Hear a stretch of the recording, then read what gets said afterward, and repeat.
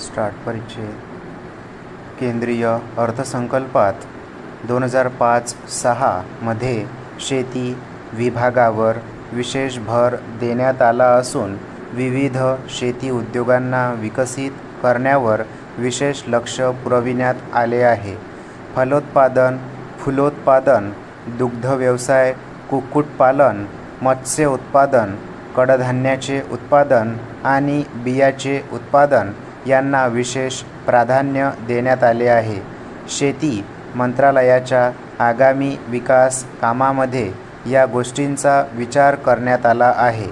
शेती व्यवसायाचा विविध अंगांनी विकास करणे हे यामागील उद्दिष्ट आहे. परिच्छेद अर्थसंकल्पात शेतमालाचा प्रक्रिया व्यवसाय आणि तत्सम शेतमालावर आधारित उद्योगांच्या विकासास उत्तेजन देण्यात आले आहे. विविध शेतीमालाच्या उत्पन्नास चालना मिळावी ही मूलभूत कल्पना यामागे आहे. शेतीमाल उत्पादनाच्या विपणनासाठी पायाभूत सुविधा विकसित करण्यासाठी योजनाही आखण्यात येत आहे. ग्रामीण पायाभूत सुविधांच्या नियोजित विकासाचा परिणाम मागास क्षेत्रातील शेती व्यवसायावर चांगल्या प्रकारे होऊ शकतो. कृषी विद्यापीठे आणि संस्था यांना कृषी उत्पादनाच्या वैविध्यपूर्ण विकासासाठी उत्तेजित करण्यात येणार आहे. परिच्छेद शेती व्यवसायात वैविध्य आणण्याचे धोरण आखताना केंद्र शासनाने पारंपरिक कृषी पद्धतीस धक्का लागणार नाही याचीही काळजी घेतली आहे. यासाठी अंत्योदय अन्न योजना आखण्यात आली असून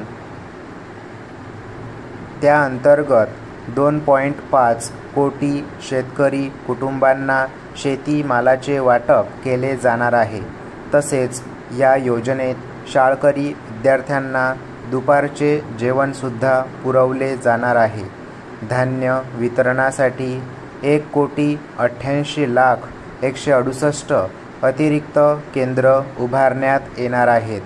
पारंपरिक शेती आणि आधुनिक शेती यात समन्वय साधण्यात केंद्र शासन किती यशस्वी ठरते ही बाब अत्यंत महत्त्वाची आहे. परिच्छेद राष्ट्रीय किमान समान कार्यक्रमाची बंधने लक्षात घेता अर्थमंत्री असे घोषित करतात की तांदूळ आणि गहू यांचे उत्पादन करणाऱ्या शेतकऱ्यांकडे दुर्लक्ष केले जाणार नाही.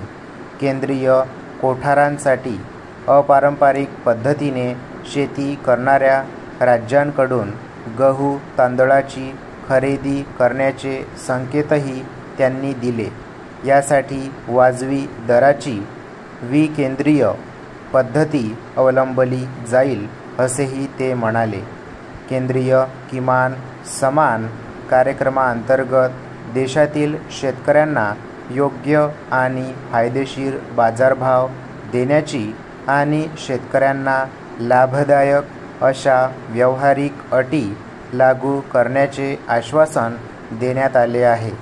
अविकसित राज्य आणि प्रदेशातील धान्याची खरेदी आणि विक्री करण्याची जबाबदारी ज्या शासकीय यंत्रणेवर सोपवण्यात आली आहे त्याच्या कामांवर संयुक्त पुरोगामी आघाडी विशेष लक्ष ठेवील असेही या कार्यक्रमात स्पष्ट करण्यात आले आहे.